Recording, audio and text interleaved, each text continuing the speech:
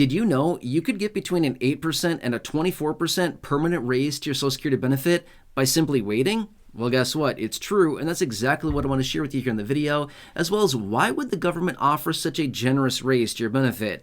It seems a little suspicious and maybe like there's a hidden agenda. You may be onto something, and that's what I want to share with you here in the video.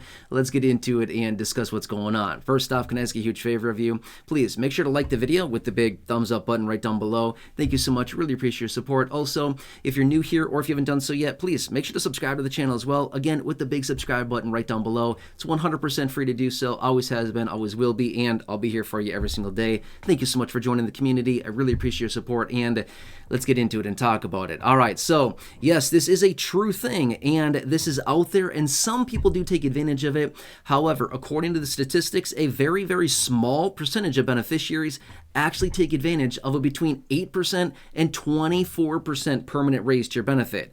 First off, let me ask you, what would an 8% raise to your benefit do for you? I mean, would that be pretty nice? Yeah, exactly. That'd be really nice. How about a 24% raise or anywhere in between? That'd be really, really nice, right? But here's the thing. Why do so few people actually take advantage of this? It's a really good question. You'd think like everybody would take advantage of that, right? It's a lot more money. Here's the problem. Here's why most people don't do this. Because you have to wait. That's what it has to do with, right? You got to wait a lot of time in order to actually get this. But yes, you absolutely 100% can do this. Every single person can do this. However, let me share with you the situation. So obviously we all have a full retirement age, right? It depends on the year in which you were born, and as of right now, and again, this could possibly be changing, but right now the full retirement age for anybody born in 1960 or after is the age of 67, okay? But here's what it comes down to. If you wait any time after your full retirement age to file for your Social Security benefit, then you get a raise on a monthly basis, not an annualized basis. Well, it actually does translate out and calculate out into an annualized basis as well, but it's actually determined on a monthly basis. So every 1 month that you wait after your full retirement age, your benefits will increase by 0.667%, or 2/3 of 1% for every 1 month that you wait. Now you might think, really? 0.667% per month? That's nothing. You're right. On a monthly basis, it's not that much. 2/3 of 1%, it's not going to translate into much. However, over a 6-month period of time, that translates into 4%. A 12-month period of time is 8%. A 2-year period of time is 16%. A 3-year period of time, if you wait until the age of 70, would be a 24% raise to your benefit, permanent raise to benefits.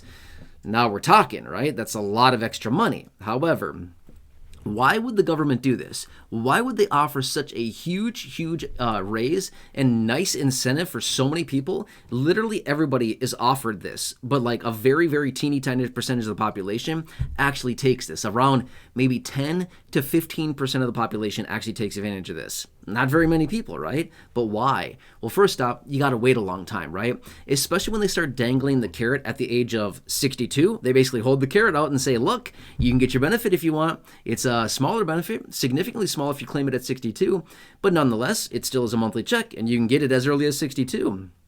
You can wait until 63, 64, 65, 66, your full retirement age, or you can wait until the age of 68, 69, 70, and that carrot is getting bigger and bigger and bigger. Literally every single month you wait, from the age of 62 to the age of 70, for every 1 month that you wait, that carrot on the end of the stick gets a little bigger every single month, right? Gets a little more tasty every month. But here's the situation. I want to break this down because this is actually a little bit of a sneaky, possibly hidden agenda way and why they offer this. What is the number one rule about Social Security in order to claim benefits? Well, you got to be present to win. What I mean by that is you got to be vertical, if that makes sense. If you catch what I'm saying here, right? You got to be alive to win is literally what I'm saying here, okay? Or what I shouldn't say to win, to get benefits, right? Once somebody passes away, they are no longer eligible to get Social Security. That's it. It's done. It's over. Game over, right? They're no longer able to get benefits at that point, right? So here's the situation. If they offer between an 8% per year for up to 3 years for somebody between the ages of 67 and 70 to lock in a permanent raise of their liking, anywhere between basically 0 and 24%, by waiting. Every single month, they get a little raise to benefits. But here's the one thing I want to point out really quickly.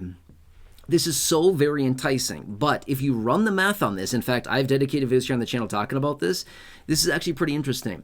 For somebody who claims a benefit at the age of 62 versus somebody who claims a benefit at their full retirement age, calling it 67, or somebody that claims their benefit at the age of 70, all of these benefit amounts are going to be very, very different. The person at age of 62 is going to get a much smaller benefit. Somebody at the age of 67 is going to get a pretty decent benefit, and somebody at the age of 70 is going to get the biggest of all the benefit, right? But assuming that is the same person, by the way, in this example, assuming that is the same person, but just looking at their benefit claimed at different ages here, their benefit is going to be wildly different. However, here's the interesting part about this. Regardless of the age that somebody claims, the break even for most people, whether they claim at 62, 67, or 70, is usually, for the vast majority of people, is between the ages of 78 and 81. There's about a 3-year time frame where the break even comes in. So if somebody claims their benefit at age 62, they're going to break even. In other words, say be at the same place financially as far as money out of Social Security as somebody, or as that same person, if they were to claim at 70, somewhere between that 78 and 81 time frame, kind of between that, okay? But what's my point of this video? My point is this much. The government is offering such a huge incentive to wait. Why? Because they know that the break even for vast majority of people is, again, late 70s, right around kind of that 80-ish range, okay? How many people live that long? Well, if we look at the statistics, not everybody, obviously, right? So they're basically making a big bet being, hey, we're going to give you an 8%, a 16%, a 24% raise for every 1, 2, or 3 years that you wait to file for your benefit after your full retirement age.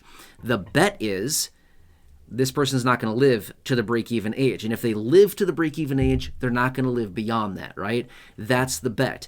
Now, here's the bet.